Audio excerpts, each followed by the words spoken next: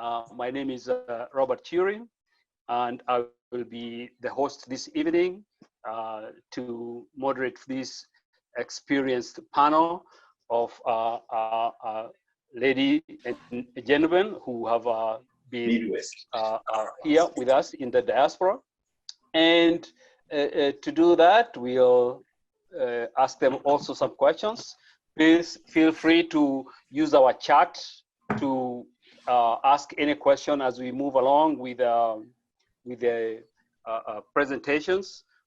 And whenever you feel you have a question, please do ask the question. We'll later on be able to kind of read those questions out to the panel so that they can be able to respond to your questions. Again, we are moving to start the meeting.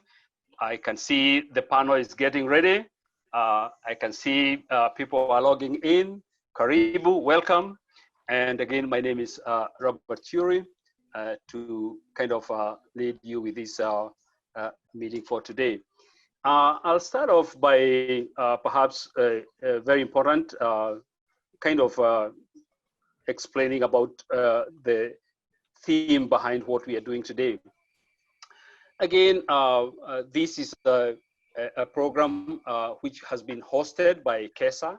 KESSA is a Kenya Scholars Association, Studies and Students Association. And it is based here in US. And KESSA has partnered with the Global Standard Institute, Global Diaspora Development Foundation, GDDF. It has also partnered with PENDO, Twitu. It has also partnered with Kenya National Council of Elders Diaspora. We have also partnered with Diaspora Live Show. We have also partnered with Kenya USA Diaspora Circle, and also with us is the Embassy of Kenya, Washington, DC, represented by our ambassador, Deputy Chief Mission, David Gacheru. So to kick off, I'll start with just explaining a little bit about this event. I would like to welcome you all to this inaugural Zoom meeting to hear presentations from leading Kenyans in the diaspora, representing their organizations around the subject of celebrating our oneness and Kenyan heroes of diaspora. The conceptualization of these projects to celebrate our oneness and heroes of the Kenyan diaspora is the work of dedicated champions from every discipline and walk of life. The idea is born of the realization that even though we may have divergent views, there are areas in which we can forge common interest, engagement with other organizations, and celebrate our achievements as a diaspora. We also would like to acknowledge there are many individuals and organizations that are doing a great service to the diaspora, making impactful contributions, positive influence, and nurturing our cohesive unity. We would like to recognize these efforts and initiatives in the year 2020 and beyond. We sent out a survey questionnaire to many individuals and organizations globally. That is, we're as far east, in Japan, in Australia, Europe, Middle East, Africa. We sent a questionnaire for people to complete so that they can be able to give us their input regarding heroes of the diaspora.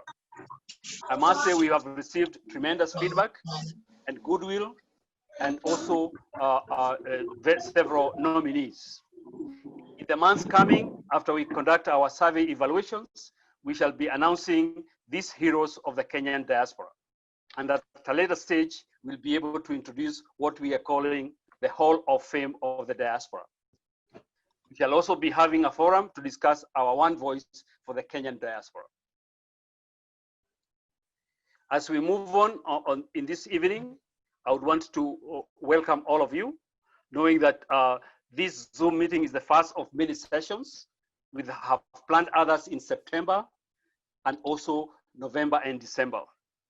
So that means almost every 3 months, we'll be having a Zoom meeting in which we have some panel, and the whole idea is about celebrating our oneness and also having a forum where we can be able to speak in one voice. So we are grateful to the KESSA organization for the opportunity to host this forum on their platform. We are thankful to the panelists, speakers, and organizers for their time and effort on this initiative. So welcome and karibu to our first ever celebrating our oneness of the diaspora. We have several panelists. I think we have has Ambassador David Gachero tuned in. Ambassador Gachero. We also have Professor Philip Mutisia. You are there? Yeah.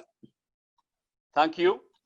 We also have Lily Richards with the national chairperson of Kwitu. We also have Raf Kilondu, who is associated with the Kenya USA Diaspora Circle. I'm around. Thank you. Thank you, Raf. And also to help me in the co-hosting of this, we have Chris Wamalwa, who will be joining us in a moment, who runs what we call the Diaspora Live Show.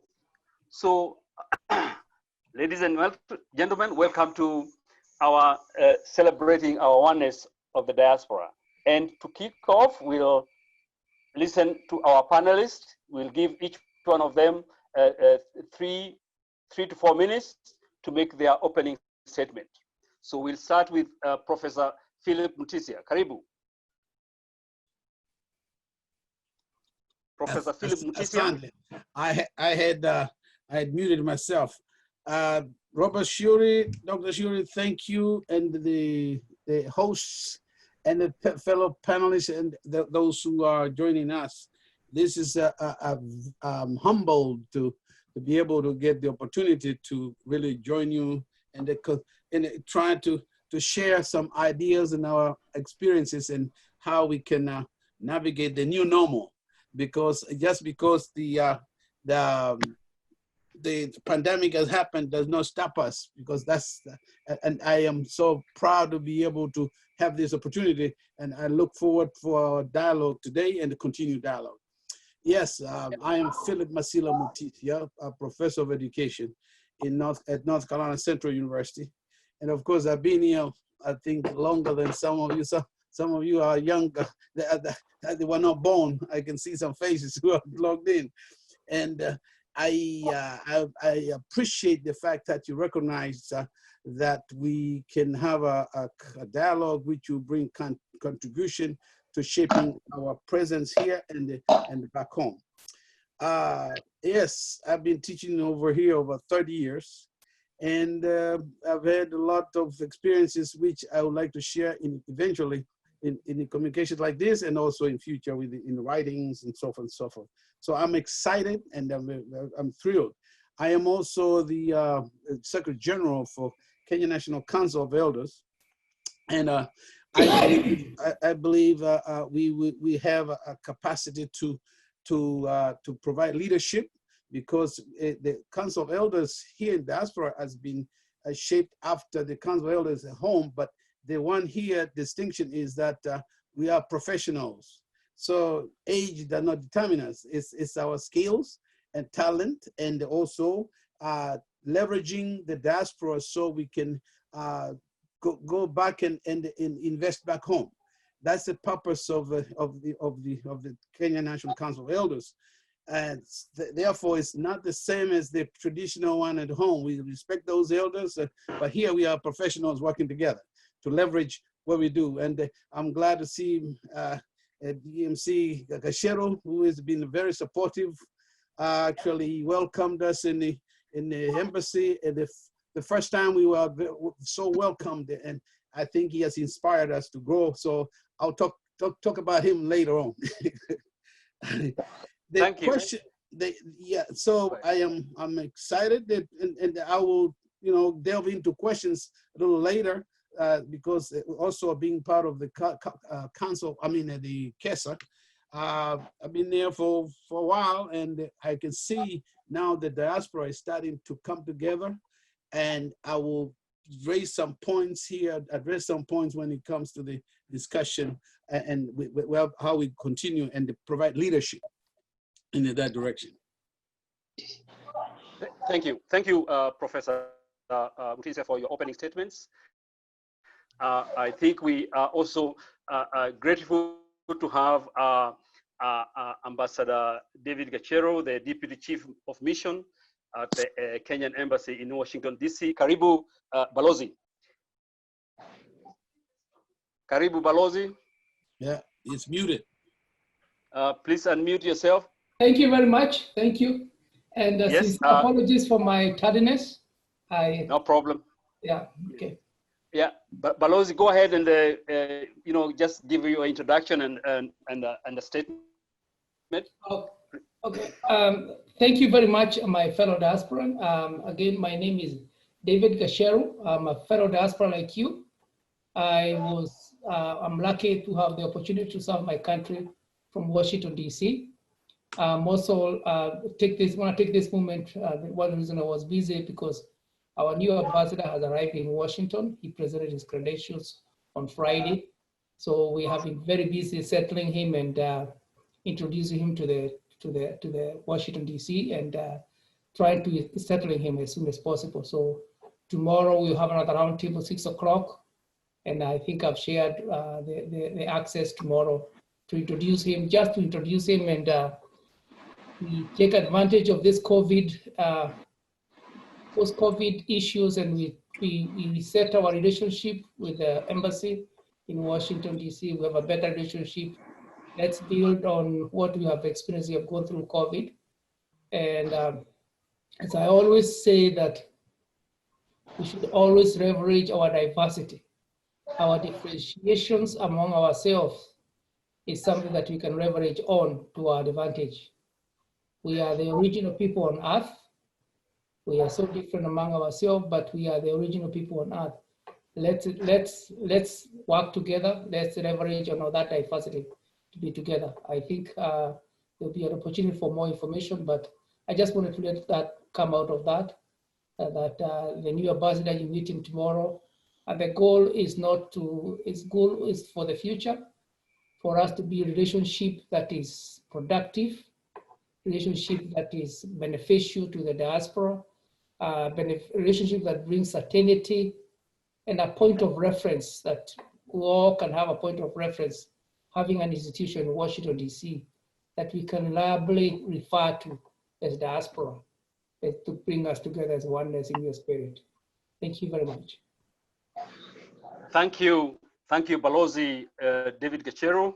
We always admire the way that you interact with the diaspora, having been one of them, and you're still one of them. We really appreciate you. Next on the list of the panelists to introduce herself is none other than Lily Okech Richards, who is the national chairperson of Kwitu, that is Kenya Women in the United States. Karibu, Lily Okech. Give us your opening statement for this celebrating oneness of the diaspora.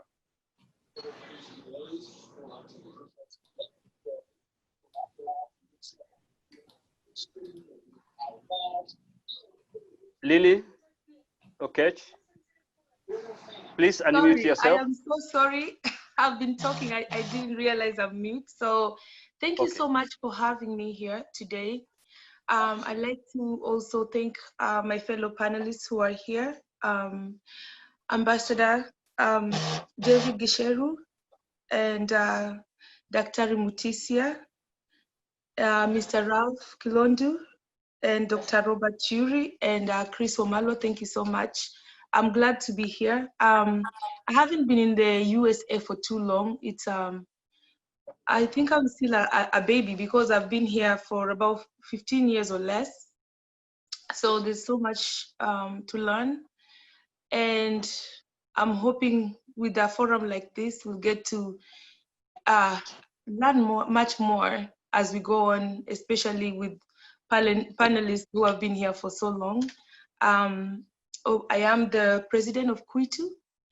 I'm very passionate about these diaspora issues, so I believe I'm in very good company tonight. Thank you for having me.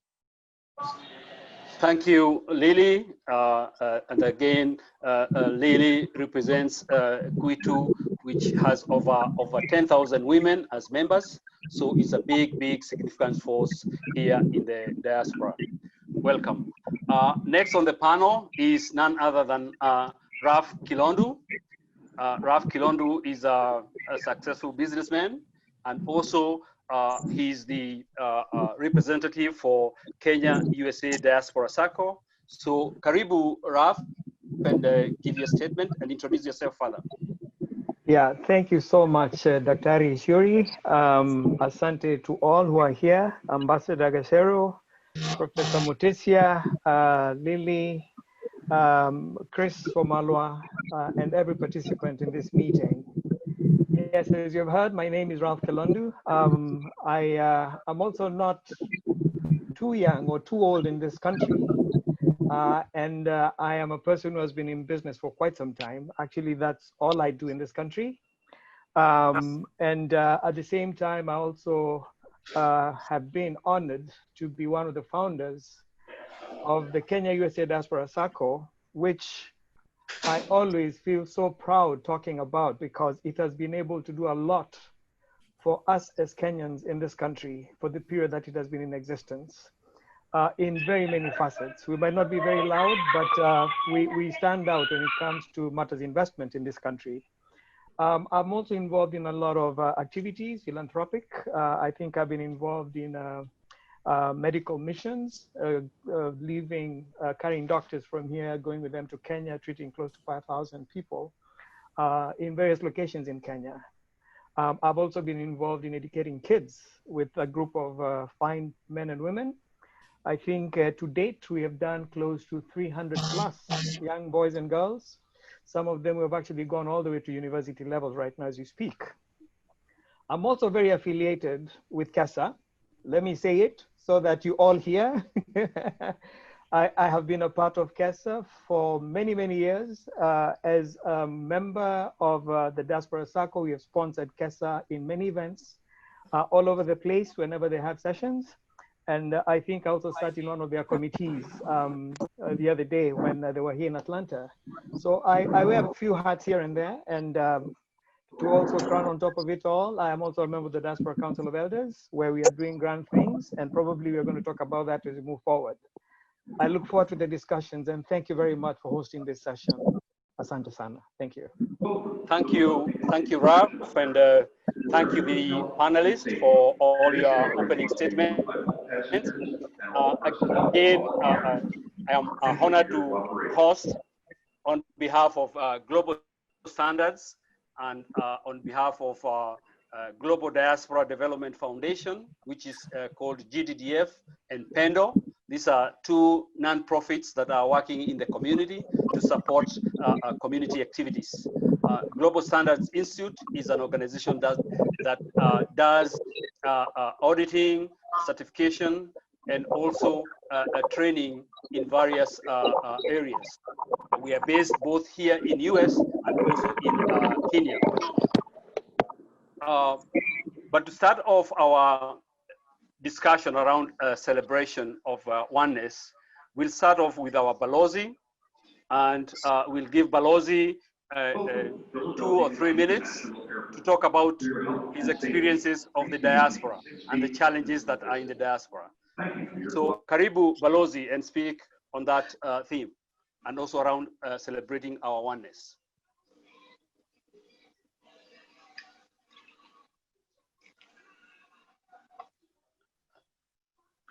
Hello? I'm muted myself. I'm trying to mute because there's some noise in the background and I'm not sure. I want to make sure it's not coming from me. So okay. Thank you, everybody. Again, I go back to us. Sometimes challenges of oneness is always, to me, is always a challenge of our inability not to be able to leverage on our differentiation. If you look at language as we know it, human beings as language as we know it, linguistics trace language back to Cameroon. Cameroon is the country in Africa the size of Connecticut. And Cameroon is one of those countries in the world where you can walk from one dialect to the other. They have 350 different dialects. And one thing of the people from Cameroon is their assertiveness. If you have never met Cameroonians, they are most assertive and very dominant differentiation. But the richness of that differentiation is what, as you move out of Cameroon, that differentiation become less and less and less number of tribes in each country. You go northern Nigeria, you go towards Ghana, Nigeria, there are those countries, you look at the number of tribes in those countries, Nigeria is 100 million people. The tribe ratio is about almost like 40 of them, 50-50 of them. Come to DRC, Congo, same, the numbers become less and less in tribes. So sometimes our experiences here in this world is, to me, I feel with Africans is when that piece of us, we lost that piece of us, our own culture of who we are. Sometimes when we get bogged up with the Western way of life, most of us are very conversant with the two philosophies. The whole writing, the Bible and everything is based on two philosophies, Western philosophy. The Plato, mind over matter, and Demetrius, of materialism. And most people who write, even the Bible's writings to this day is based on the Plato philosophy of mind over matter. And we also have our own philosophy, which I feel has been lost in translation at some point. And that is the Ubuntu, the humanness of us. And I think it's a combination of both of those two philosophies. So I think that oneness of us is a question of taking advantage of our own differentiation. That's what makes of us.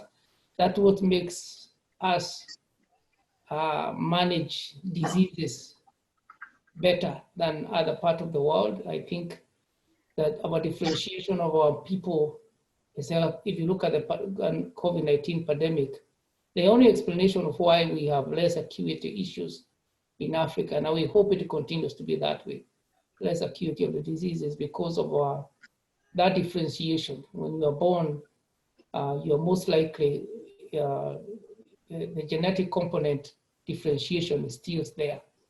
So it's create that variation, that diversity of our genes. We also get exposed to more differentiation again. We get exposed to more variation of microbes when we are younger. So we generate a more detailed cell-mediated immunity and become stronger. So we are special people in this world. But I think that piece has been lost. And sometimes when we are trying to find ourselves in comparison to the Western system, we get lost in that translation. And I think oneness, if you look at us here in the diaspora, we have the first group that came in the 60s. Those are most people in this generation, my generation, most of them were maybe our fathers were educated. Then you have the people who came in the 70s, purely academic. Those are the base people who, most of them came and they went back home. Most of them are in government now. Most of them are in universities because they're there. Then you have the group in the 80s. This is my generation. I also came here in 84. These are the younger generation people who are coming to the transition of government in Kenya. I always give you this example. During the 70s and early 80s, our Bretton Woods credit rating was as good as it is current day United States. Our credit rating of getting debts from World Bank and all that was very, very high. So you find that generation that came in, also my time, is the generation now that is having children of who we are talking about, the kind of the children generation that Dr. Rotich is trying to work and help to get back home. That generation is one that those children are the ones now we are talking about. And that's a generation that we need to help to come together. And it is programs like this of bringing oneness and realizing the oneness of children that we are better together than we are separate. And we had to be genuine at heart. We had to be purposeful. We have to sit back and say, this is the right thing for us to be together, because until we come together such that it is so fundamental that I don't have to preach to you, say we are from Kenya, this is what we do, this is our policy, this is what we do. It's in our blood, it's in our system, that we always work together, we always do things that is supposed to be together. And that difference is among ourselves is itself our own strength. So I really like, and I'm hoping and I'm pushing my new ambassador who is coming home, who is coming to Washington, D.C. We need to strengthen the institution of diaspora to make it more powerful, even when you are lobbying for issues at home. Because if we lobby issues at home and we lobby government at home as people who are together, we can showcase our strength, because our effect at home is very impactful. What influences we have at home are very, very impactful. And it's only possible if we are able to have our future generation to grow up knowing they are Kenyans first and other countries later on. And that preoccupation with what is fundamental, what is important overall, we will bring children who are less prone to depression, find people who are finding contentment in life, and people who can easily find a purpose in giving back to our continent. We have a potential of impacting our children at this point in our life, because to be honest with you, among ourselves, my age mate, maybe most of the people on this panel, we are at a point where we failed somewhere, and we are working on it. But we are not a point where we are honest among ourselves. If we have challenges with our children, the way we bring them up, we don't talk about it. We are very private only, you want to project the image of everything is all right, but deep down there, things are not working right. We need to be able to come up to identify people in our society who can listen to one another and support one another, and be able to help to come through some of the challenges that we are going through this time during the pandemic. I am really honored and be happy to be at this time to be with leaders like you. And I'm hoping that our relationship that we're going to build here is something that is going to be purposeful and good for the future generation of our people. And I'm praying that the next 2 years, hopefully I'll be here, we'll be able to move a notch higher, such that the next administration of the embassy will have a structure that is there, that's good enough that we can try to build an institution in Washington, D.C. that support the diaspora, that is able to bring people together, that is able to, if it's lobbying for our government, we are working together. If we are pushing for an item, we are lobbying together, we are working together with you. We also want to share with you opportunities of investing back home as a country. So even as you become whatever you want to be in this country, there is always that time in your life when you say, I want to give back to my country. Everybody has that calling. And I'm sure most of you's ambitions are driven by that. There's that infinite, there's that finite thing that you feel, I've done this, accomplished this, but I wish this is what I'll be giving back to my country. Let's build that, and let's have a genuine relationship where your institution, your embassy that gives services in Washington, D.C. has respect of the Kenyan diaspora, and we have respect for you, and you have confidence in us.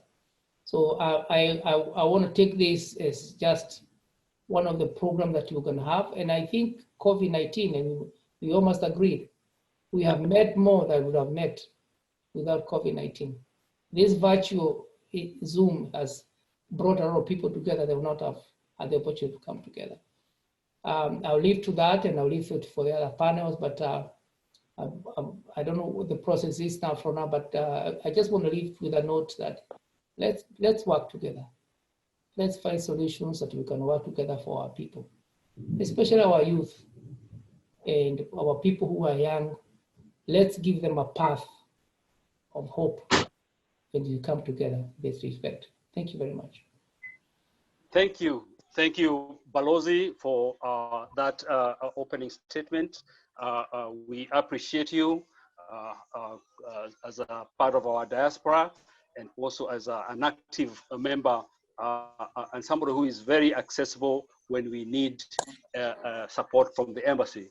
I see we also have my co-host, Chris Wamalwa. He was supposed to be introducing himself earlier, and he was traveling. So I think he has also joined us. So Chris, can you just greet the panel and the audience, please? Can you hear me? Is my audio on? Yes. My apologies. As you can see, I'm still at the airport, but because this was so important to me, I had just to stop somewhere and tune in. So at some point, I'm going to move away, and I want to request Professor Cherono Rotich to sit in for me as I make my way home. But it's my pleasure to really join you. And I'm looking at the people in this program, and these are all the people that I know. These are the people that I've worked with. I'm looking at Lily Richards. This is a young Kenyan woman living in America who has built a movement bigger than anyone can ever imagine. These are the kind of talent that we are talking about. This is what the diaspora is giving to Kenya as a community. I think it's very important, even as you know, we think about back at home. Most of you will agree with me that we have children who are born here. Some of them, their image of home, when they hear about Kenya, is so subliminal. They always say that you guys are too Kenyan. So in as much as we love our country and we talk so much about investing at home, like our ambassador has just said, it's very important that we build strong communities here. Because we always say that in as much as we try to invest and impress people at home, when you go back, the first thing they'll ask you is that you lived in America for 20 years. What have you brought, or what do you have? So when I look at people like Ralph, Dr. Shadrach, please excuse me again, I'm at the airport. Bear with me, I'm just about to summarize. But it's my pleasure to really join you today. And I look forward to carrying on these discussions. When I get home, I'll definitely join. And I'm very sure it's being recorded. This is something that we're going to be playing over and over for a long time. So Professor Rotich, please take my position. I love the discussions. I'm going to be listening to the discussions without the video. And it's just my pleasure that I was able to be a part of this. This is very important. We have to honor ourselves. We have to honor our heroes within us before we can honor anybody else. Thank you very much. Thank you, Chris, for that statement. Chris is very, very active in the diaspora. As you know, he leads the Diaspora live show, a really very, very popular show where he captures the sentiments and the lifestyle of the diaspora people. So thank you so much, Chris, for your statement. And we'll go around and get all the other panelists to say at least a few things before we head to the questions that are coming from the audience. So none other now than Professor Philip Mutisia. Give us just a few statements regarding celebrating our oneness, and what is your take for that? Yes, I have to say that thanks for Balozi and also Chris and the panelists. You had a couple questions as to how do we leverage our collective diaspora strength and shape our oneness, identity, and prosperity. And then also you had asked, how do we experience, our experience shapes what we have experienced here, and how does it shape our future? I have to say that I'm one of those odd people. Always people tend to think, do you ever get mad? Or do you ever get tired of doing or connecting people or pushing people to do the right thing? And like Joronos and the other people, my colleagues, they know I'm passionate about the experience I've had in this country. The number one, the strength, and how I celebrate oneness started way back in grad school, when in the 80s, in 84, 85, when I was in graduate school at UMass, and the Uhuru, now the president of Kenya, was at UMass. Was about 19 years old and doing his undergraduate. And we had an African Students Association, which we put together for the 5 colleges, and people were coming from California, from Canada, from Europe, and they come in to celebrate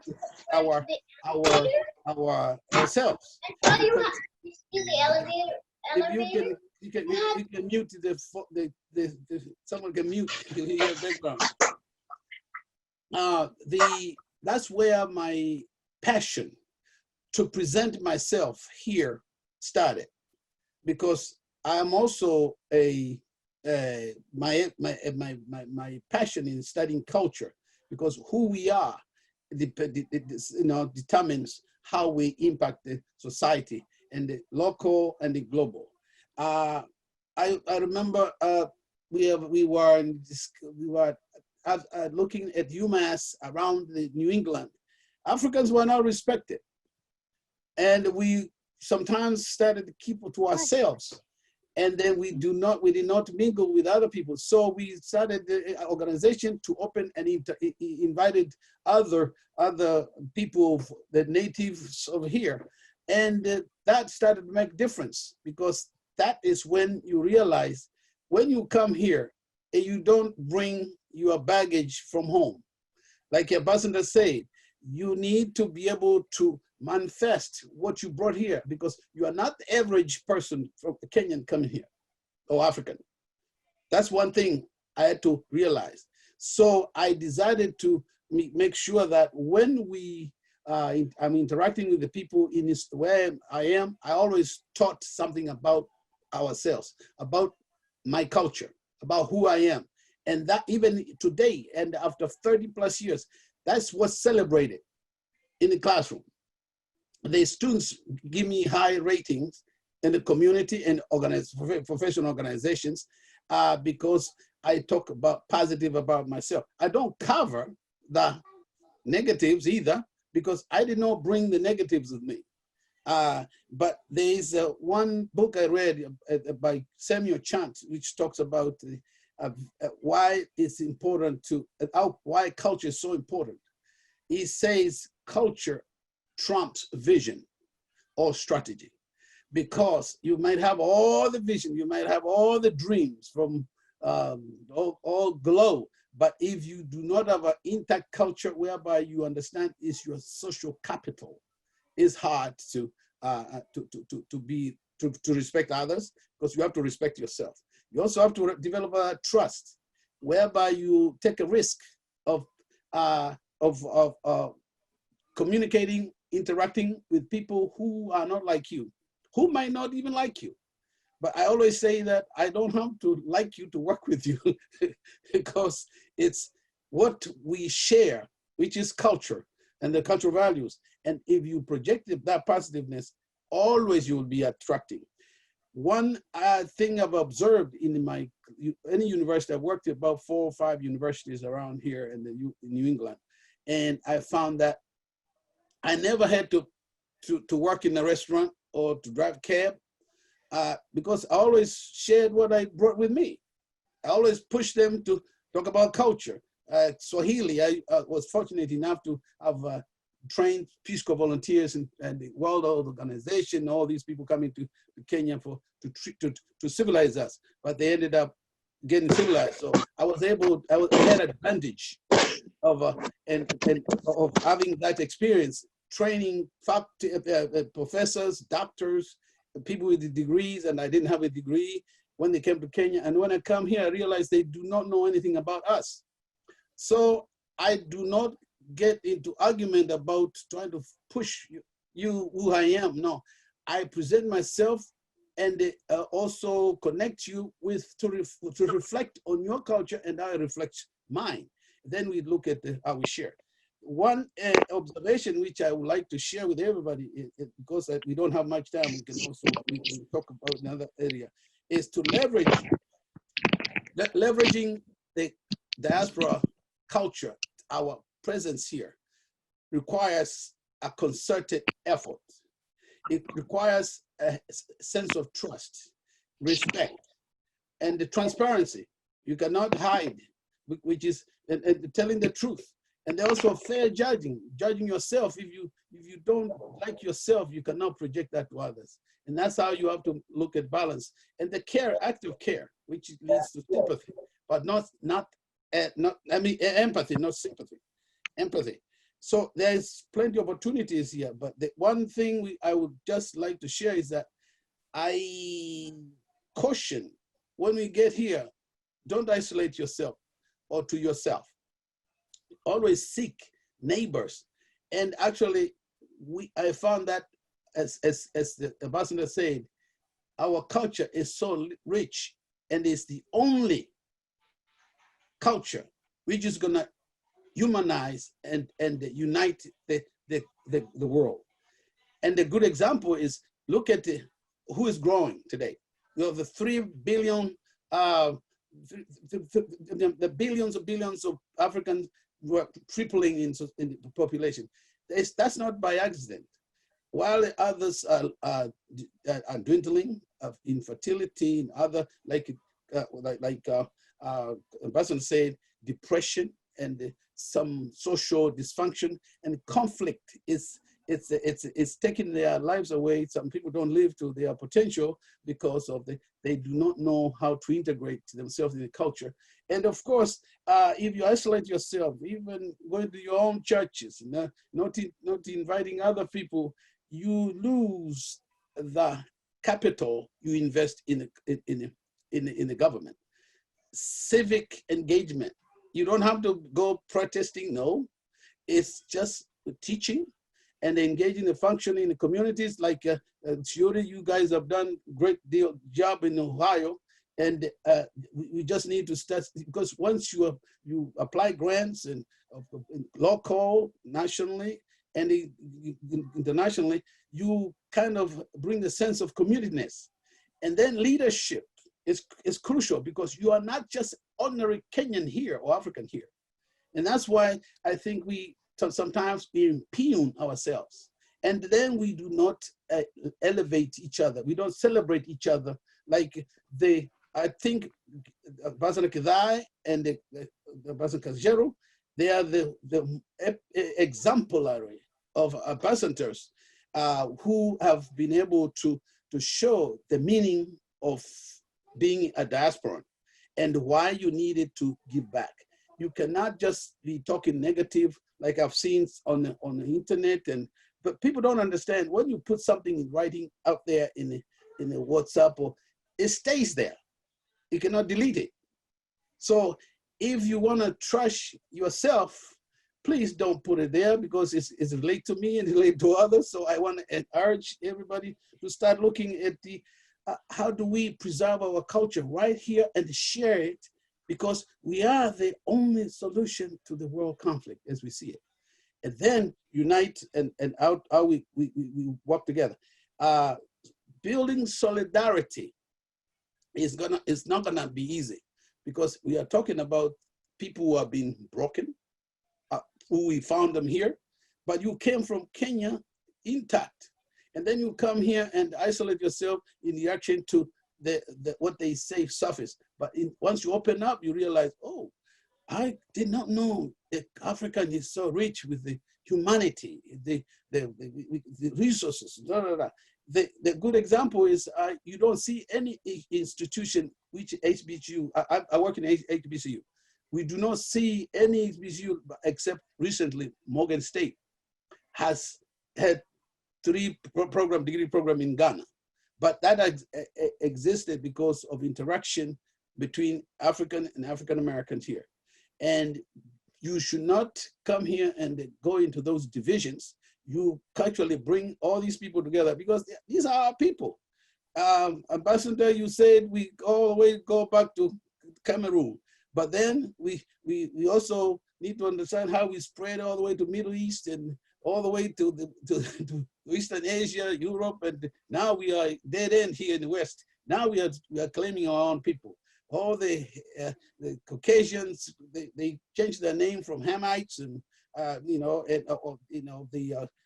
the Semites and Nalatics, and we don't even talk about that in our curriculum in African institutions because we seem to have suppressed that because of the way we were divided.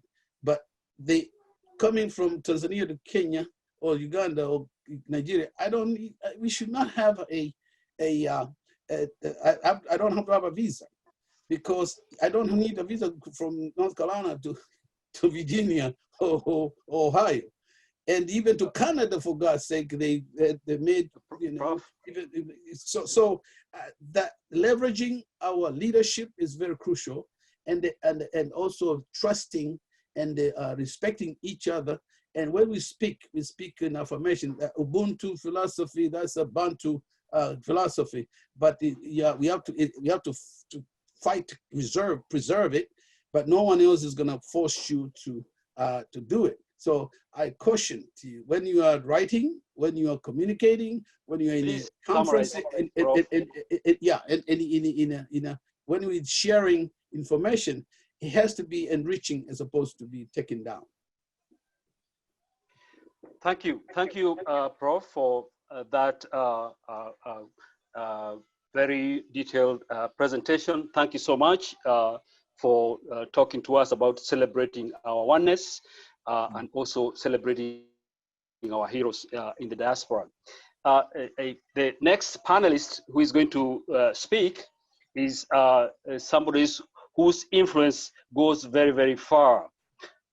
She represents the Kwitu, that is Kenya women in the United States, an over 10,000 member organization. Lily Richards is well known in the diaspora circle, is a wonderful personality.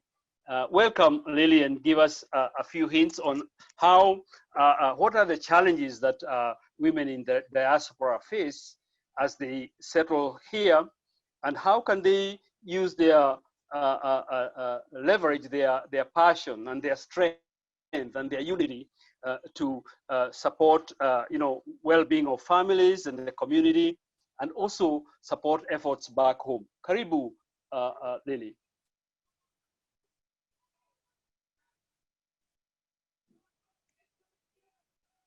Lily, please unmute.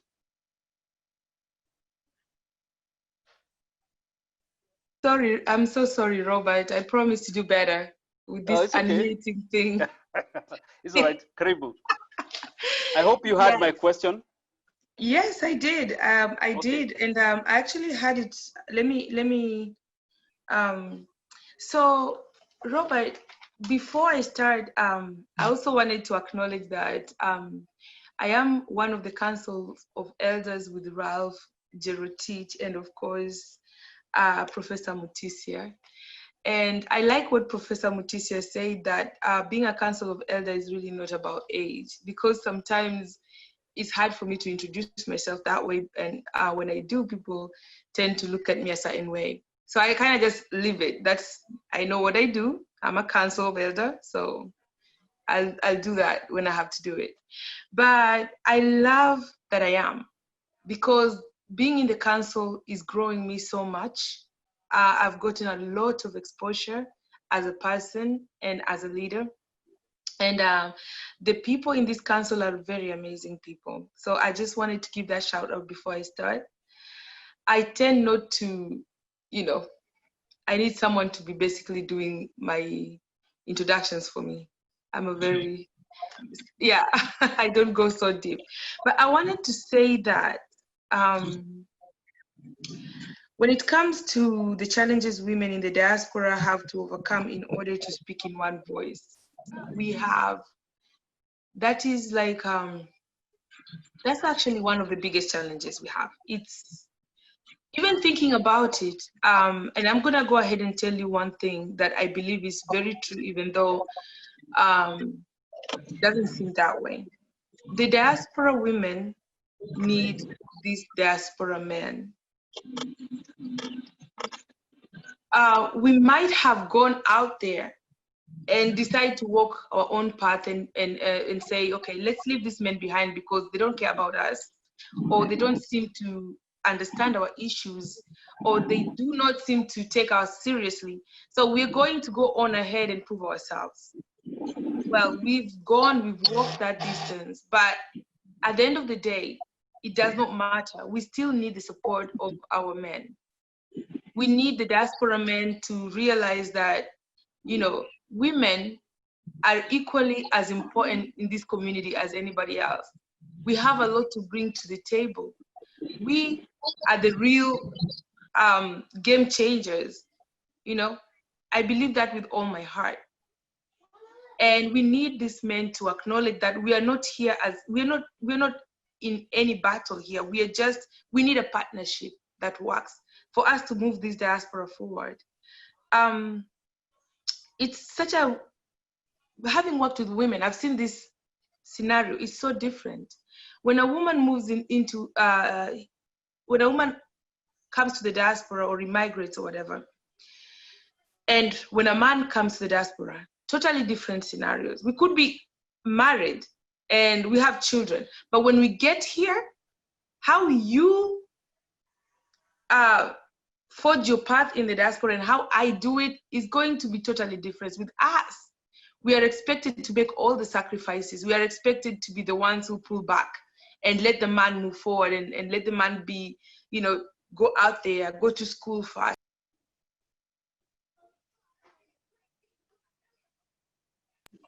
He's supposed to be the anchor of this family.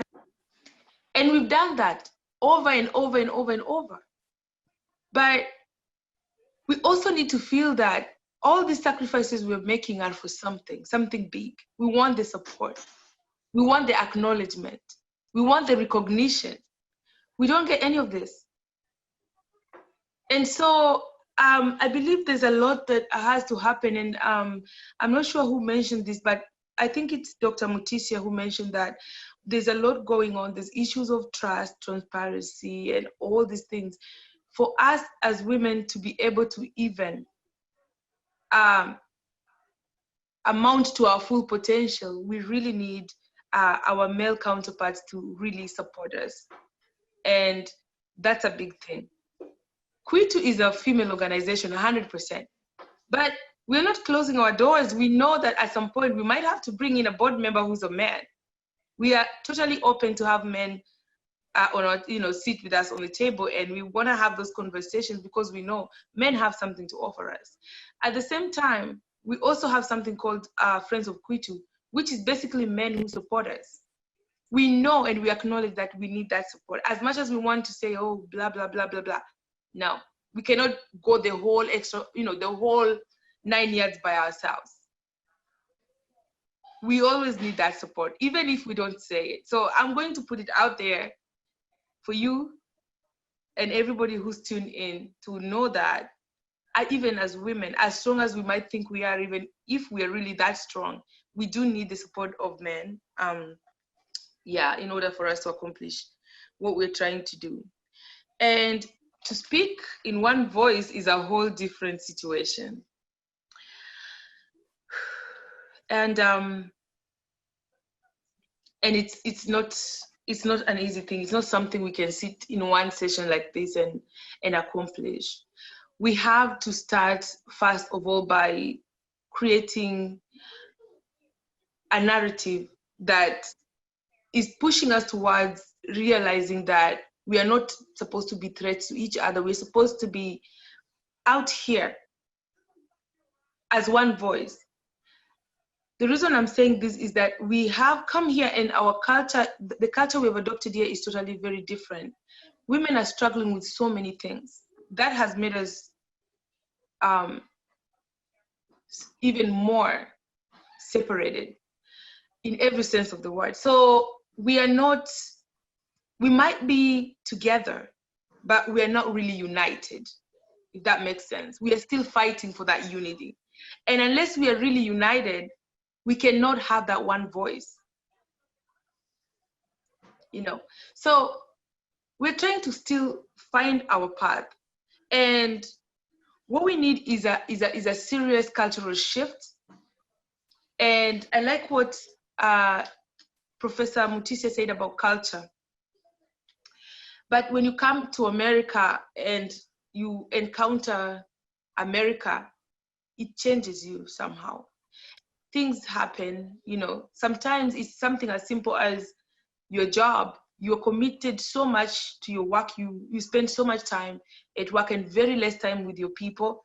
That can also push you or pull you away from, you know. But these cultural issues that we have, we need to find our way back to where we were just as Kenyans. You're going to be surprised that even now in this diaspora, as we continue to live here, we're bringing in so much tribalism that tribalism has crept in and made us even more far apart than we were 10 years ago or even 5 years ago. So I'm not sure exactly how we're going to be able to accomplish what we're trying to accomplish here, which is diaspora oneness. But I can say for sure there's a lot of healing that needs to happen. We need to start acknowledging what is really going on in the community, that we have so many issues that we like to patch and pretend is not going on. Like, again, Professor Mutisia already said a lot of these things.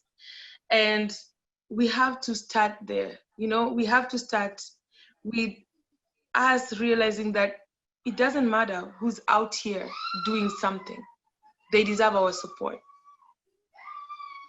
As long as it's good for Kenya and it's good for us, we can be in different places, but also work together, support one another. And maybe if we start that, in a few years, we'll be able to speak in one voice. Thank you. Thank you. Welcome. Thank you, Lily, for those powerful words. You have made us understand the struggles and the challenges facing the women folk and the path towards our oneness. Thank you so much.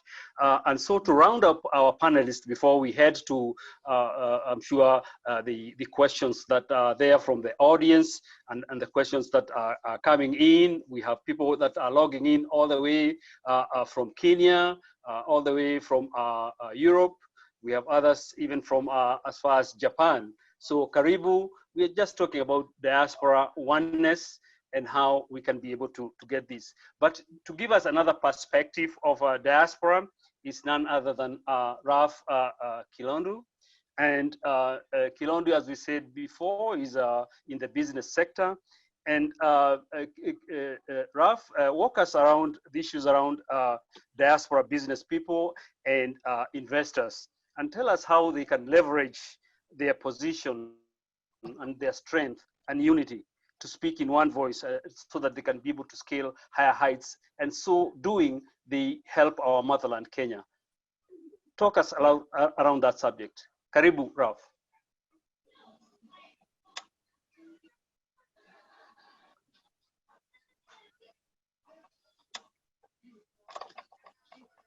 Ralph Kilondu, please unmute.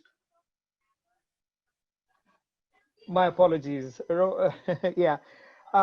Thank you very much for the question that you put forth. And I think I'm going to address this from the perspective of what we have actually done successfully in this country. We have been tried and we have been tested.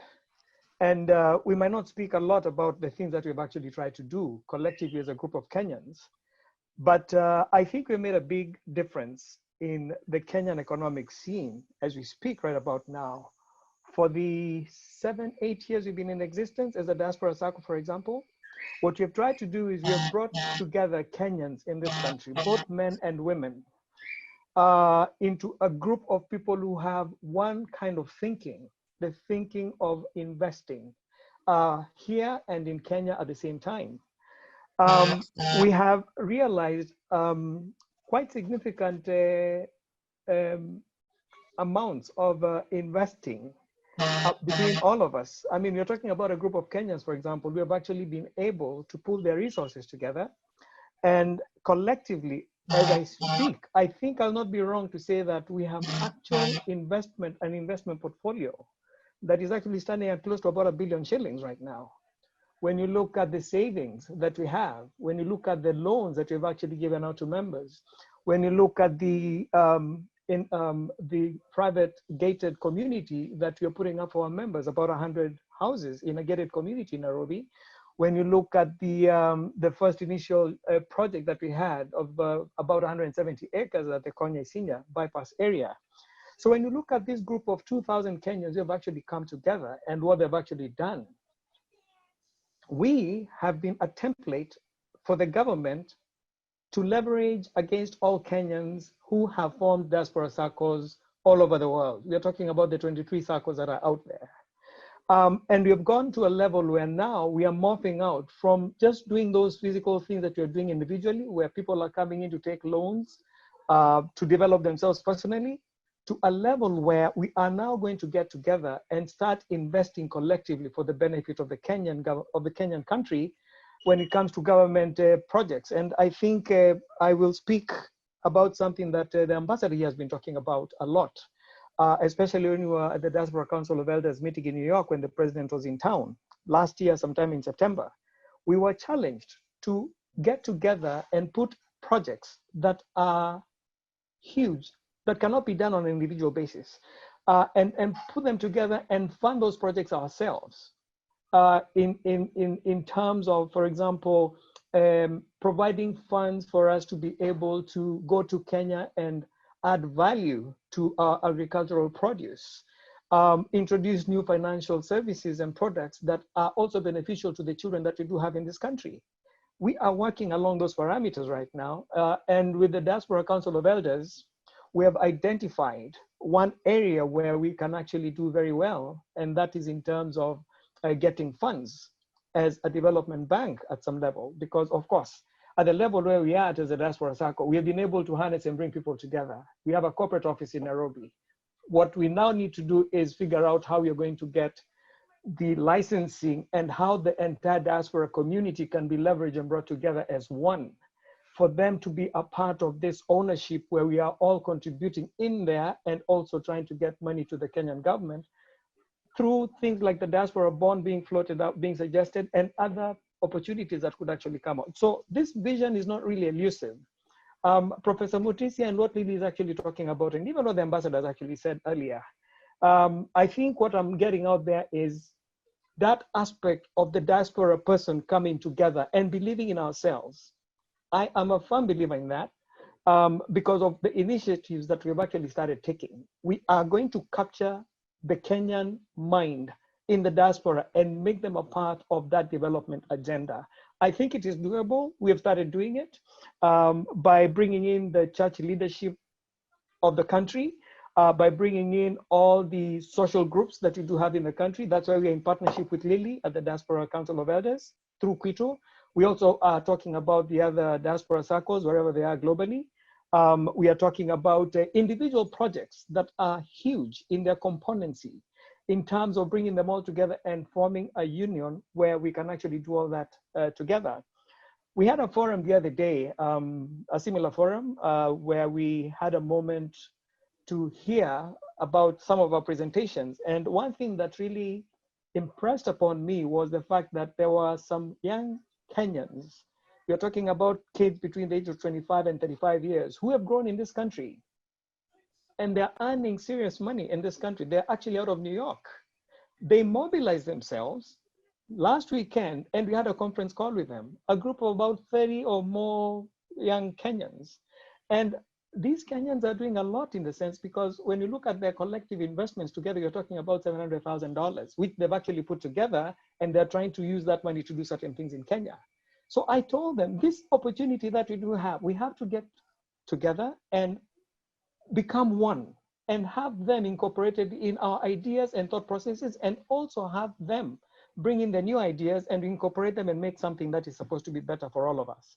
So I do believe in this vision. I believe in the investments that are already in place. I also support all the other organizations that do what I do. I'm a good supporter of the women group that we have in this country, because they're my sisters. And like you're saying, whatever they're trying to do is something that we've also done ourselves. When we empower all of us together, we are going to succeed in actually doing what we need to do for the country. So as I stand here, I am very privileged to be a part of also the group of Kenyans who have also been able to do a few things individually in terms of investing in Kenya. Kenya has a lot of promise for us. We are here bashing Kenya through the leadership that we have out there. And I think we are missing the boat. There is so much good going on in Kenya that there are people who are not Kenyans who are actually investing in Kenya right about now. Today I attended an avocado conference with some of our members in here.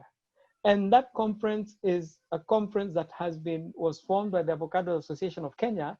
And they've got people from all over the world who are actually taking part in it, from investors who are trying to bring in equipment to Kenya to process the avocados and manufacture products like avocado oil for export.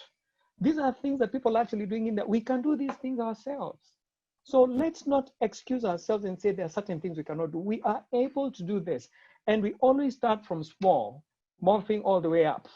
By doing the little that we can do individually, for example, if you're a member of an institution like the SACCO, you're just playing your part as a one-part share owner. But collectively, when you're all together, you sit and make a decision that has an impact in Kenya. The government has also given us an opportunity to provide certain visionary ideas that can actually be changed. It's not as static. The law is not as static as it seems to be. We provide some good ideas to the government at home through the embassy and other agencies at home, the regulators, and some of these things can actually be made to suit our needs here, to invest here in this country, to invest in Kenya, and to better our lives. So again, I'm really humbled to be a part of this conversation. There's a lot to talk about. We don't have a lot of time to digest all, to talk about all these things, but I will leave you with a website that you can get onto. Join us, be a part of us, join us and be a part of the decision makers about this financial part of this world that we are actually heading on to. And it's www.kudsonline.com. You go in there, everything is just electronic. Join us on that end. We're going to help you do anything individually in terms of investing in Kenya. And at the same time, where we are going now as an institution, which we've actually tried to do, is we have made sure that the Diaspora SACCO is more national than ever before. The directors that we have in that organization are people of repute. Those directors in that organization have a team of a supervisory committee that is also made of men and women of repute who make sure that what is happening in the organization is what is good for the members. Then on top of that, we also have an office of eminent Kenyans who live in this country who vet any person who's trying to become a board member. Now, when you come all the way down, you have the secretariat, which is housed in Upper Hill. We have a corporate office there. I can proudly say, for the period that we have been in existence, I don't think we've ever lost any person's coin. And that is a problem when you have organizations that come to this country, you find people playing around with people's money. Our books of accounts were just audited and were approved by the regulator yesterday. So it tells you we are people who are trusted when it comes to these investments. Now it's time for us to get together with all the organizations that we do have and now form the Kenyan agenda that can make a difference for our country, because we are rich people. Let's not forget that. We have the means. We can organize ourselves and collect whatever kind of funds we can to make a difference at home. let's throw away these people who are called the Chinese or other investors who are coming to milk our country. Let's take ownership and take that country ourselves. We can do this. Thank you. Thank you. Thank you, Raf, for that very, very well made presentation in the area of business. And so I just want to remind our audience that this is celebrating oneness of the diaspora people, and also celebrating some of our heroes.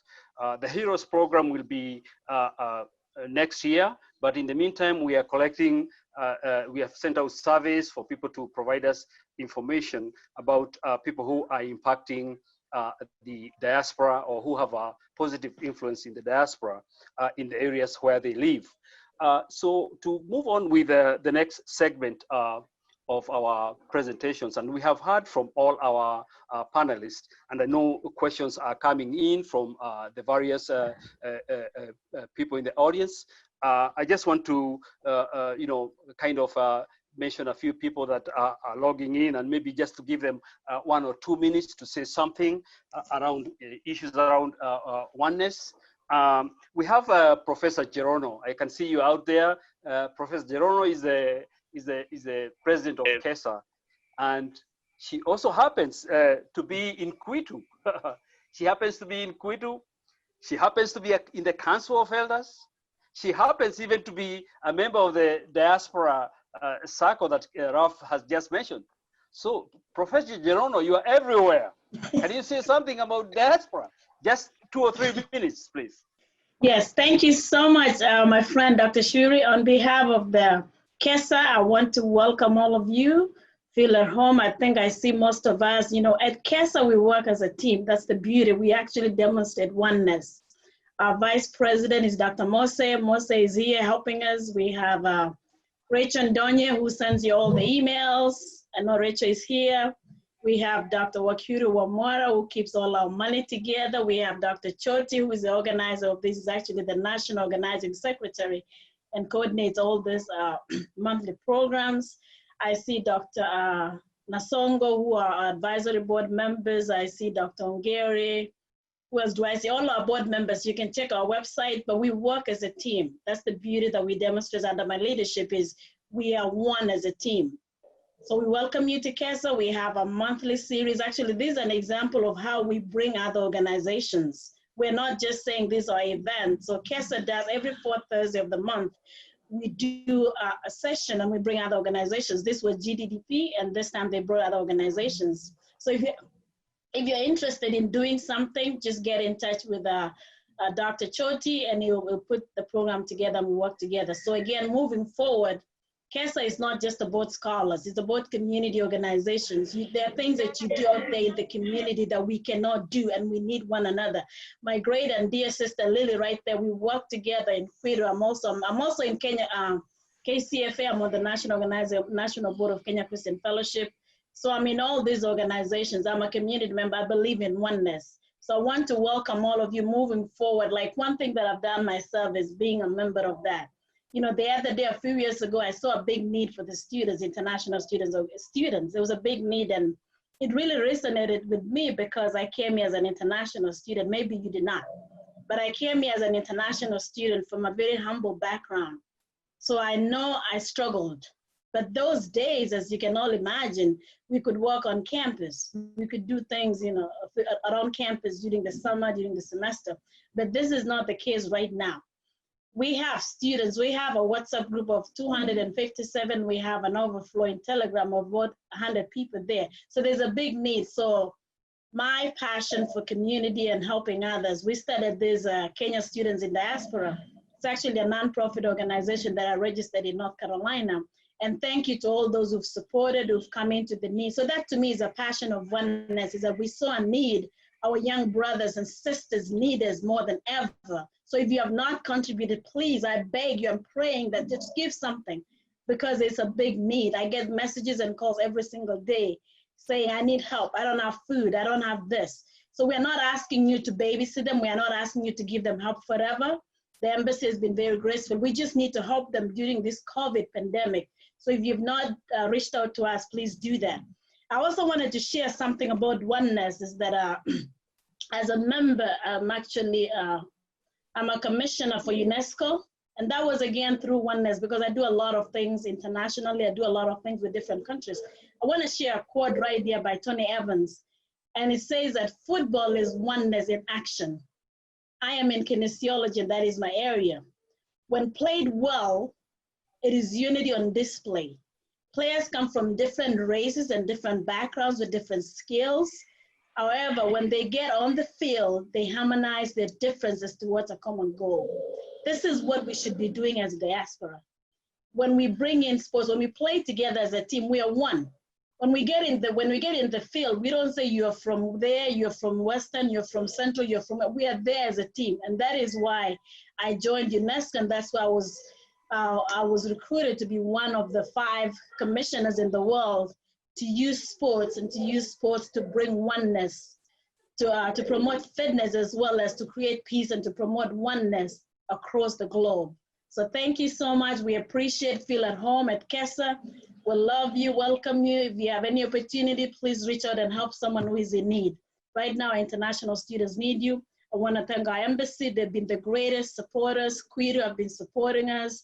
Diaspora Sacco, Kenyan, GDDFs. Thank you, all of you. Thank you so much for sharing. I see somebody has shared the information there. So we're here to support one another, to bless one another, and to hold one another in times of need. Thank you, and hope to see you again in future KESSA events. Thank you. Thank you. Thank you, Professor Gerono. We really, we are inspired in a lot of ways by what you do. And so we will continue supporting the various initiatives that you call us upon to do. So thank you so much. Again, just a reminder, this Zoom meeting is by the courtesy of Global Standards Institute and Global Diaspora Development Foundation that are also trying to bring the issues around celebrating our oneness. As I said earlier, we will be having the live gala event next year, where we'll be actually awarding those heroes. We are at the moment doing the collecting the surveys and various questionnaires that we have sent in hope that we'll be able to identify the various people in the diaspora. Again, I'll reach out to one person in the diaspora who also has, has been instrumental. And this is none other than Dr. Ben Koisaba. Ben Koisaba, can you just give us a little hint about celebrating our oneness? Just 1 or 2 minutes about that. Yeah, thank you, Dr. Thank you, Dr. Shiori, and thank you, team. It's amazing to see all these Kenyans, and especially at a time like this when some of us on the side have been talking about this. I know Shiori and I, okay. I'm sorry. All right, sorry. I forgot to start this. Okay. I apologize. Technology sometimes. So what I'm saying is this is amazing for Kenyans, because a couple of weeks ago, I did ask myself and asked a few colleagues. We have hundreds and hundreds of Kenyan groups in diaspora. We call ourselves diaspora. But where do we meet? Do we have a place where we all meet as Kenyan in diaspora and speak with one language, speak with one voice? And so this is really a great opportunity that is going to build on that, because I believe in as much as we have all those outfits, every outfit is doing its own thing. And like I've said in what I wrote in that chat, it doesn't matter what you do. The focus point is we are Kenyans. What is that common good we share? What is that common dream we share? How can we all coalesce around those common things as Kenyans in order to propel ourselves to higher heights, greater achievements? Because that is the reason of living. We live today so as to make your living better tomorrow. It's called improving. It's called value addition. How can all these groups come together to add value to our voice? Together, we are strong. Divided, we are weak. And so, like Ambassador said, it is important that we are together as a voice. We have one voice. Speak with one voice. So when it comes about influencing, some decisions in our country. We have that voice, we speak as one, as opposed to what probably some of us know. I have my own thing, somebody has their own thing, somebody goes to this to do their own thing. So this is awesome, and I hope Shuri and the team that was trying to put up some strategic plan. Yes, for your husband. What? Sorry about that. Go ahead. Okay. Go ahead. So very soon we will share. There's a team that is working on something. Shuri and I and Professor Kimaru and Lily and a couple of others are trying to work on some ideas, some best practices that we're seeing other people do in the world, and see whether we can borrow some of these good ideas that can, you know, can help us help each other by being more together than being divided. Thank you. Thank you, Dr. Iben Koisaba, for continuing to agitate the one voice agenda, because again, this is about how we can be able to come together as people that are from one country and people who have a desire to be united and forge higher.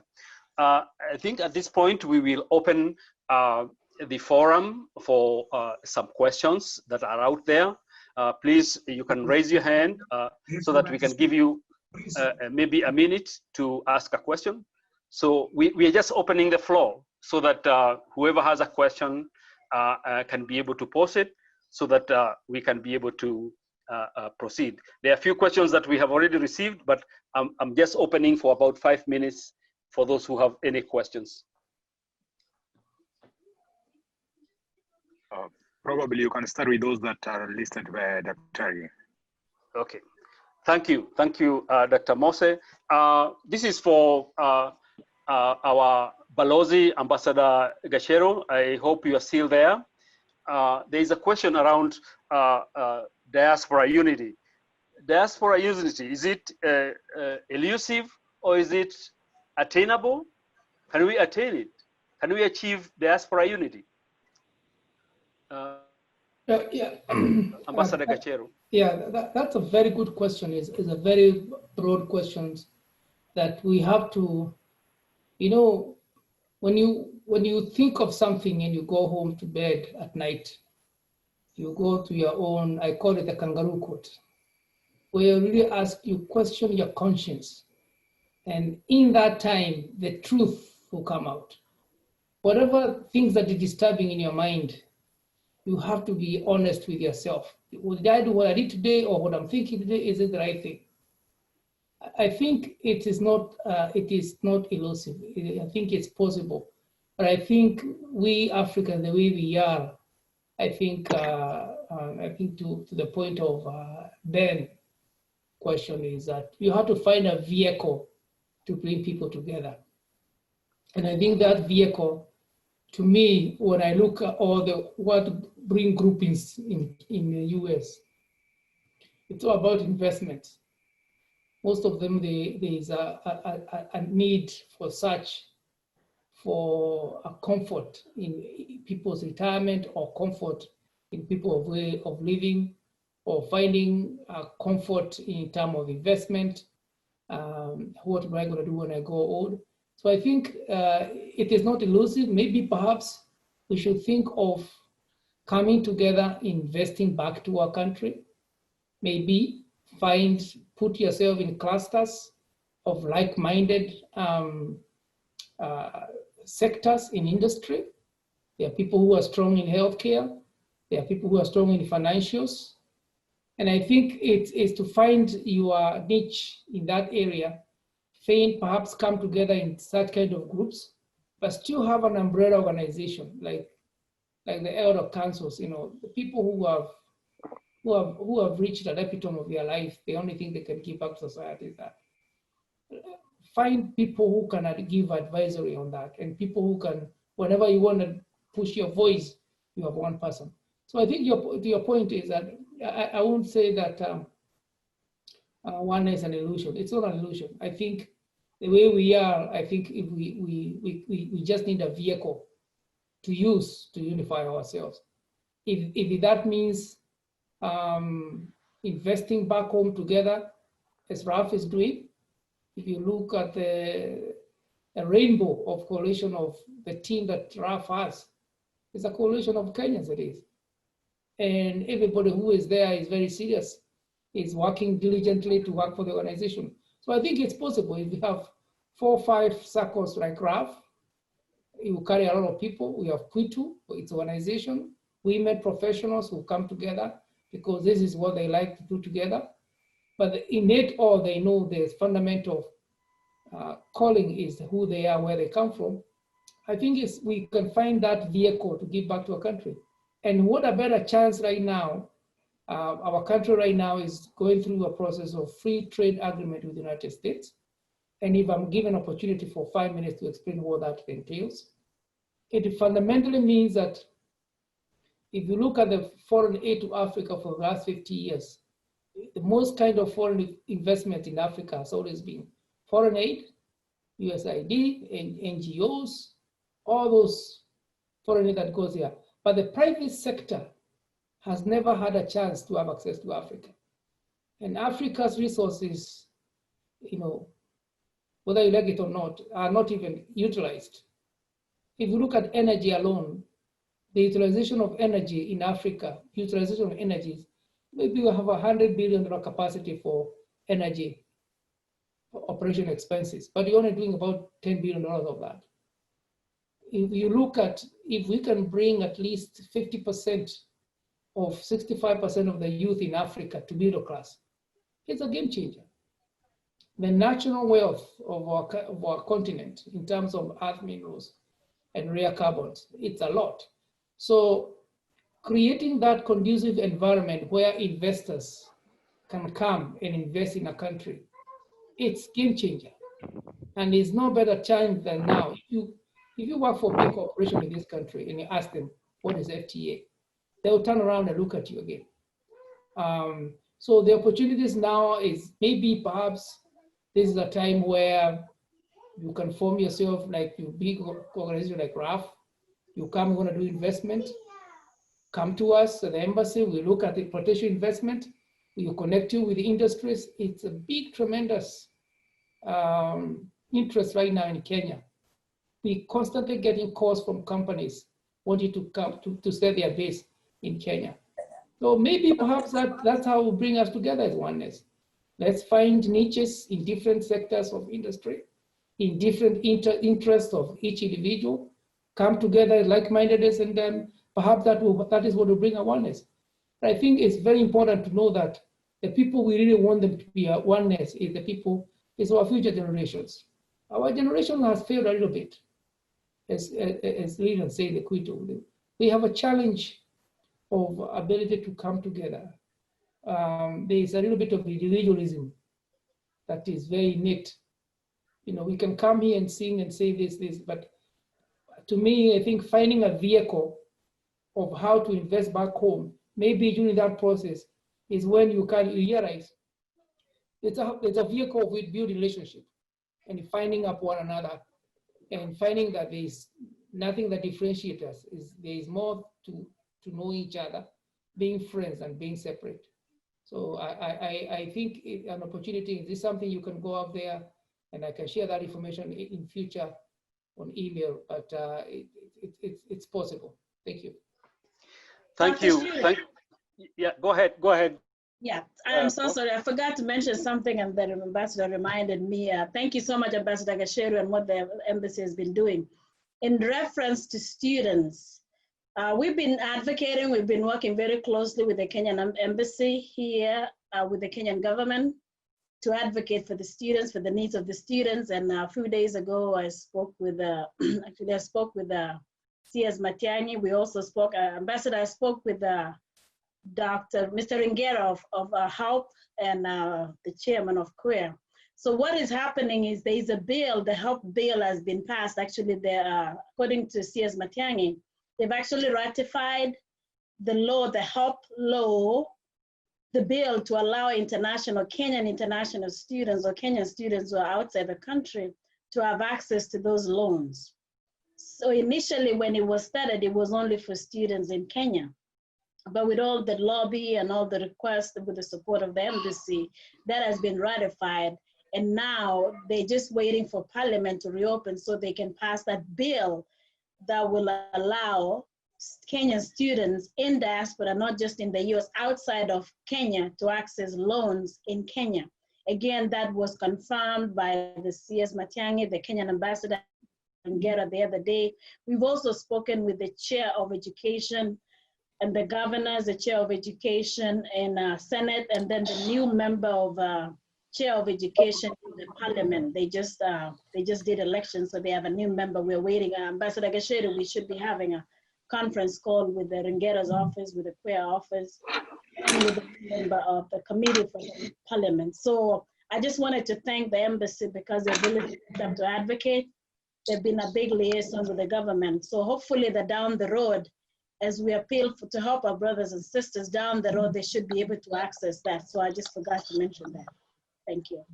Thank you, Prof. Gerono, and we continue to thank you on behalf of our international students for what we are trying to do for them during this time. So we'll welcome one person that is already on the call here, who has tuned in all the way from Kenya. It's also good to hear from somebody who is in Kenya, and maybe she has some experience of the diaspora, and tell us about celebrating our oneness. How can it be achieved if somebody is in Kenya and somebody who is here? How can that correlation be? So we'll ask Jael of Quest Investment. I don't know whether she's still on, to say a little bit about that. Just 2 or 3 minutes.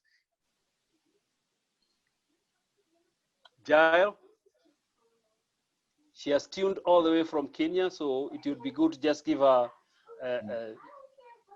2 or 3 minutes to just talk about how she would be able to help our celebrating our oneness of the diaspora. Jael?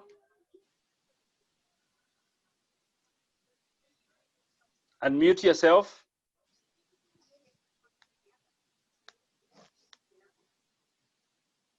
Okay, I think she may have fallen off. Sometimes it may be internet issues or something like that, but we'll proceed on. Let me say something here quickly, Shuri, if you don't mind. So, yes, something I forgot.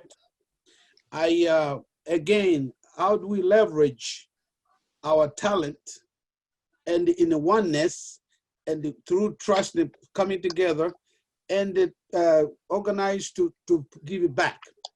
We have done a good example, which I find sometimes it does bother me when we don't talk about our strengths, because we are afraid of being looked like we are bragging or arrogant, but which is not.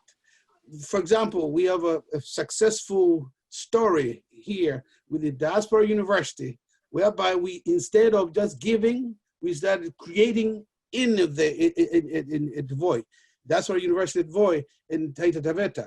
And you would be surprised, some people who would over there be kind of looking, what, who you are taking over? No, we just came together. And right now, by the end of August, we're gonna have a microfinance bank, which will collaborate with others like SACCOs and all that. Then we can create this foundation whereby we fund institutions which will create jobs, number one. Also transform education, leveraging the technology here and the resources here, our ability. I am able to do 2 teaching several classes and provide leadership training. Like I just talked with Daystar, they asked for me to go and work with them because we are able to do it. That's one point I want us to emphasize. And Ambassador Kajeru has helped us open the doors. You cannot come here and just walk alone without working with the grains of the government.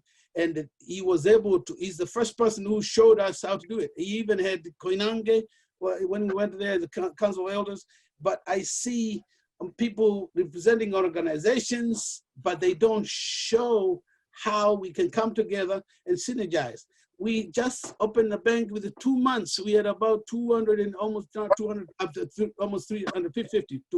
This is Quito. Imagine Quito, each woman sends $100, open account, investing your share. It is gonna build other and invest in infrastructure. They're all big four. We can do it, and we have the capacity to do it. But we have to come together and leverage different organization, leadership, and resources. Then we can go together united. And we can celebrate each other. We need every year KESSA and other to make sure that we celebrate after KESSA papers and all that. We can have this forum whereby we celebrate each other and then recognize those people who are like Gashero, of course, you have a position as founding member. I'm sending you an application to be part of Diaspora University Founders. We have a hospital there, and we in health is a big sector.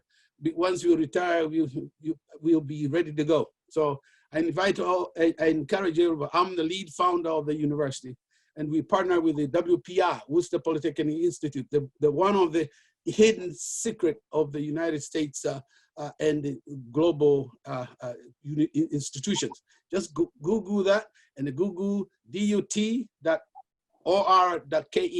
and then you come join us. You have nothing but winning when you're joining us. Thank you, Prof. Mutisia.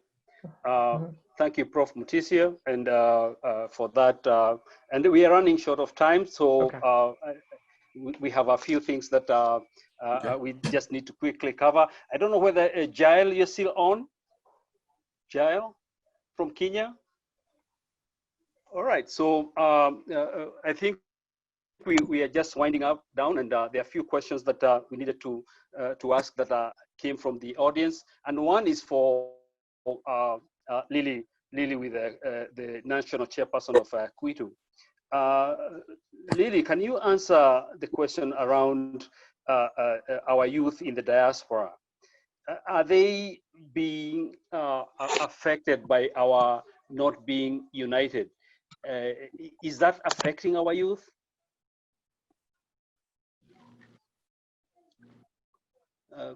Lily, Richard? Thank you. I'm mute, sorry. Yes, okay. I had the question, are our youth being affected by us not being united? And the answer is yes. And we do all this, in fact, our youth are more united than us. It's so clear. The youth don't subscribe to, what we as grown people are doing, or we see lines between organizations and we see lines between tribes and all this. The youth don't see that. And as a person, I'm very hopeful that the future is safeguarded in this youth if this continues, where, they themselves are united. And yes, we do affect them. And as Quito, we do our best to try and work with the youth in various aspects. We do mentoring youth in Kenya, and maybe we work with youth here. We bring them into our events. We work with them in the community where we do outreaches, because we do go in the community and work, go to soup kitchens, go to various places, cleanups and all this. We bring the youth and even the younger people, the really young kids. So we want to work with anyone who wants us to work together, especially with the issues in regards to the youth. That one is something we're very open to.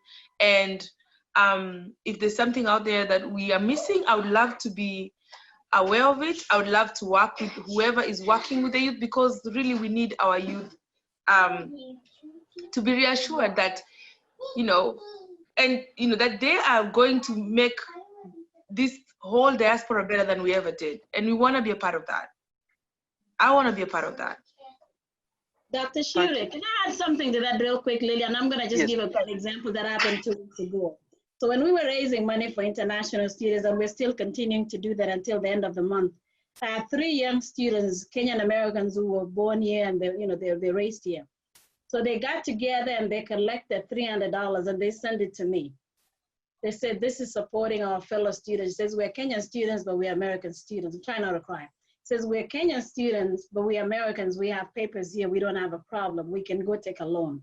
We can go to the bank. We got a stimulus check. Then they called me, they said, can we talk to you on Sunday? They actually scheduled a conference call on a Sunday at 4 p.m. And this is one of the questions they asked me. Why is it that Kenyans only help people when they're dead? They said, Kenyans, if it's a funeral, they would have raised a lot of money. But when they're alive, they will not do that. They said, what is for people? If it's a funeral, they will raise 50,000 right now. If it's a wedding, they will raise 50,000 now. What is wrong with our people? They actually want to do a forum for themselves. So we do not want to be like them. And they said, John, we do not want to be like them. We didn't have money, but we raised money together because we see the need. And that was a question. Why do we only help the dead and not the living? I couldn't answer that question.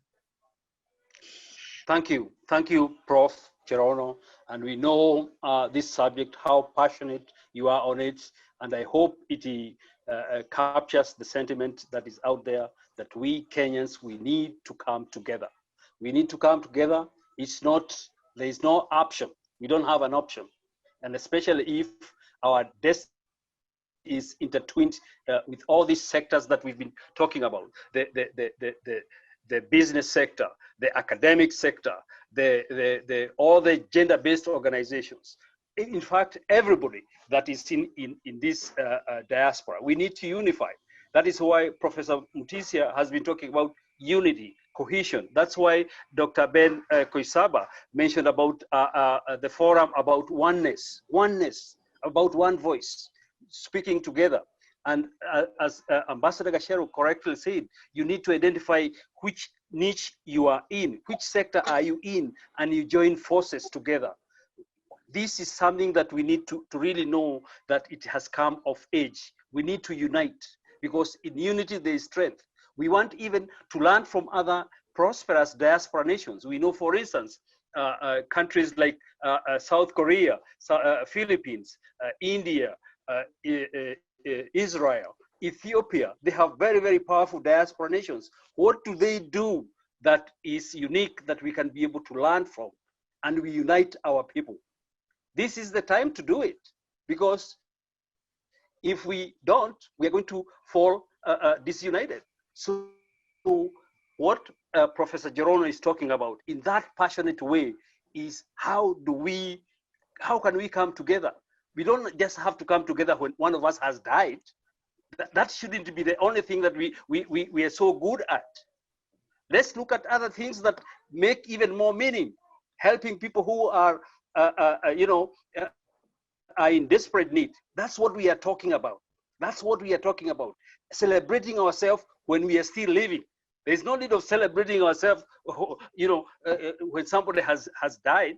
We need to do that when that person is alive. And that's the message we want to pass here. Unity is important. We don't want to, just have forums where we are talking. We want to transform this into actions. So we will be putting up plans and structures and plans and other ways to try to guide our people towards where we can be able to talk with one voice, so that we can do as what the ambassador said. There are opportunities that are out there, but we can only be able to get them if we unite and speak in one voice. So as we continue to end on this, I'll just give a few minutes to somebody who has something to put in. I think we have a question here that has just come in from that has just come in, and this is directed to Raf Kulundu. Raf, in 1 minute, can you just explain what would be the catalyst towards people uniting? What is it that can catalyze people towards uniting? Raf? Yes. Let me just take a small example here, which is very practical, that we can actually use even in this forum. And I think that is a suggestion that was also floated to me at some point this evening. We have our able ambassador here, who is actually our father and mother in this country. He has been able to put all of us together by being a part of all these meetings that we normally have. We went to New York the other day, a group of about 20 leaders from different organizations representing a big stream of members. Now, we can easily morph and get together through him. In this particular fashion, we have the Diaspora Council of Elders. Let's, Paul Ambassador, to put this on your plate, but I think from your position, let's have all these organizations that are representative of all Kenyans in this country get to your desk. Identify these people, bring them together, and forward these people to the Diaspora Council of Elders. At the Diaspora Council of Elders, you're going to work all the way down to bring everybody together. If we are talking about the church fraternity, because everybody goes to a church here in this country, a Kenyan church or whatever church that is, we can start from there and the number there can be vast. We can bring all these people and tie them together into one agenda, the economic agenda. That one in itself brings everybody together. Let's do that. And we are going to support it and we're going to run with it. I think that's one of the ways you can do that. Thank you. Thank you, Ralph, for that sentiment. In fact, he has alluded to what the Council of Elders initiated. The Council of Elders initiated a forum that is called the One Voice Forum, which is meeting together to kind of explore how we can be able to unify ourselves. So there's a forum there that is putting together like minds. We have already have Lily Richards of Kwitu. We have Dr. Karogi with the Kenya Christian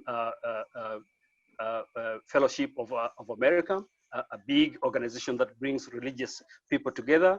We have Attorney Laban Opande, who again is the president of all the legal professionals in the US.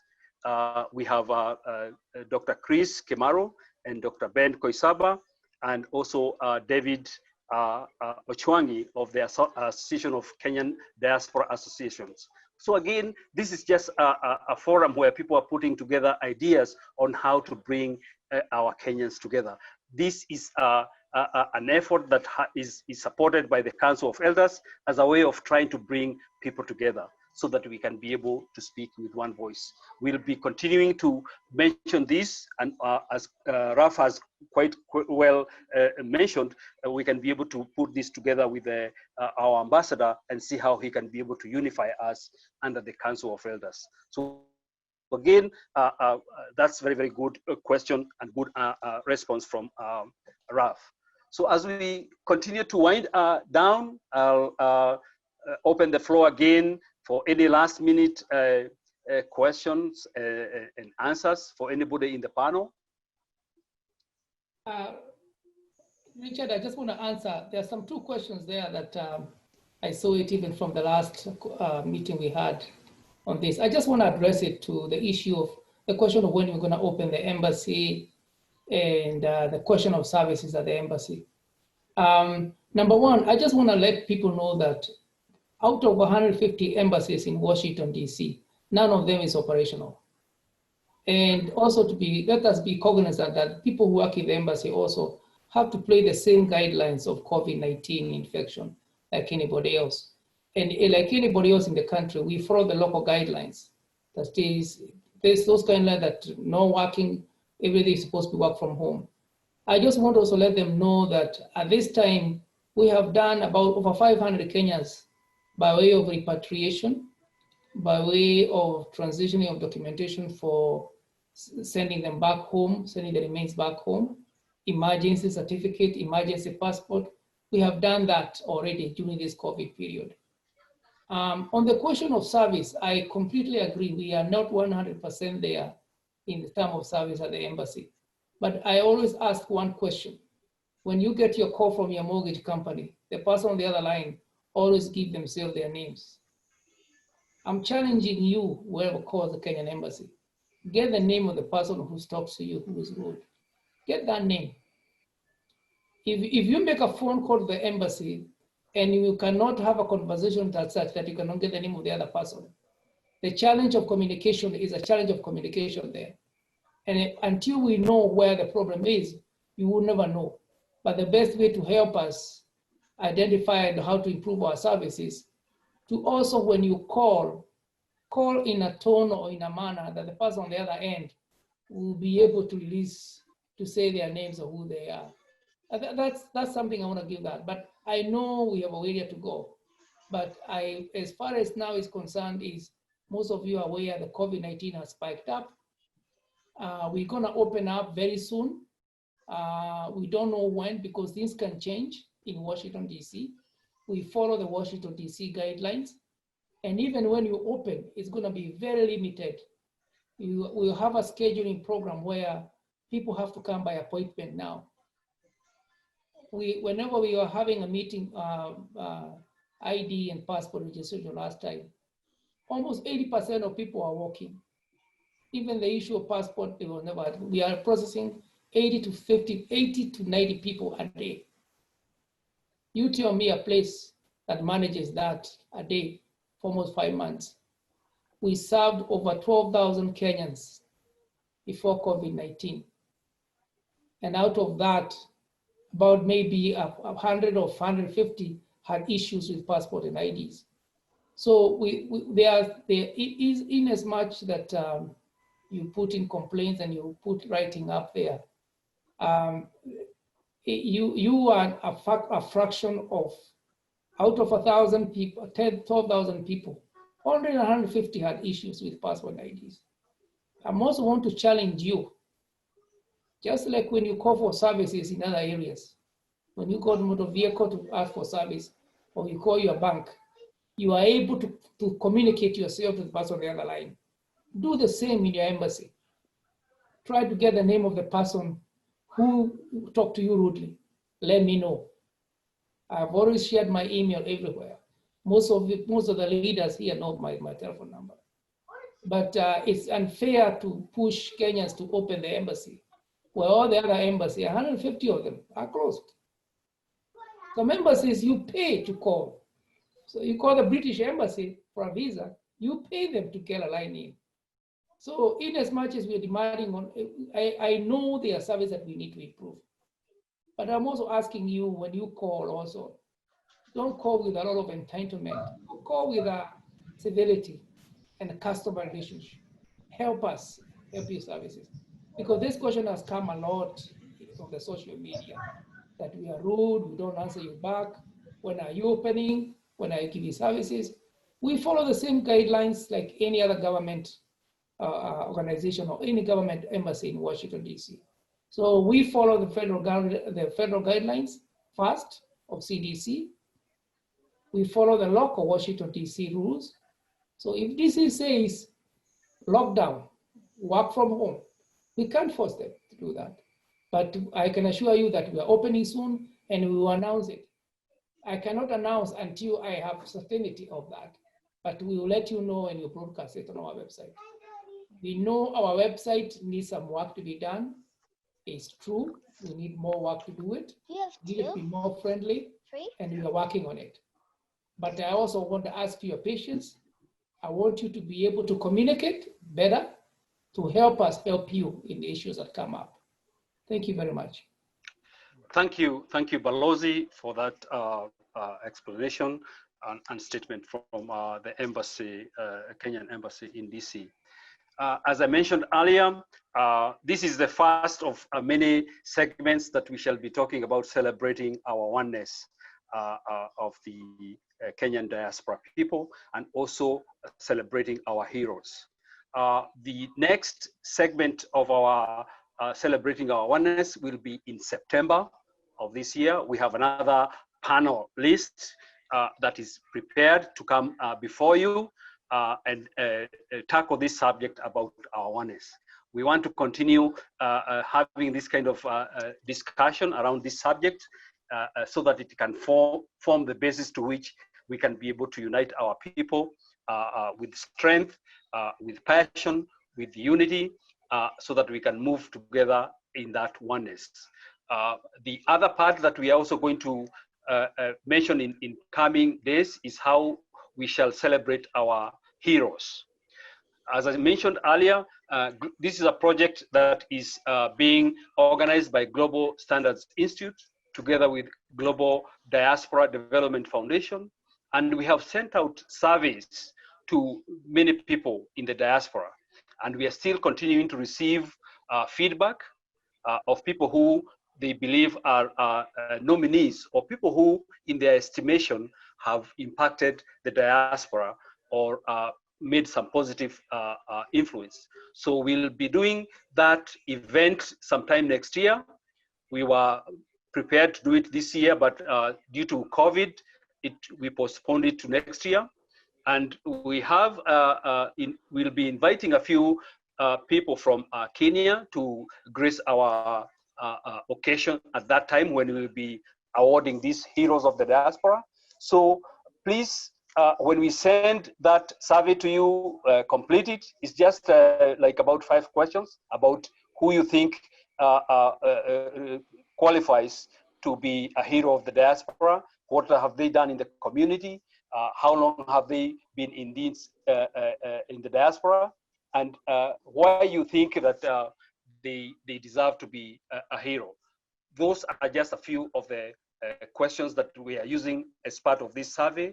And again, we want to identify heroes in every walk of life, in every discipline, whether it is in the academic area, whether it is in the engineering, contracting, medical, nursing, legal, whatever it is out there, manufacturing, industry, warehouse, whatever jobs are being done out there, whatever walk of life or discipline, we want to recognize that hero. Even if it is somebody who is working from home and impacting the people in the diaspora, we can still be able to recognize them. So we will be putting together the whole list of that, and we will share with the diaspora on these heroes that we want to recognize.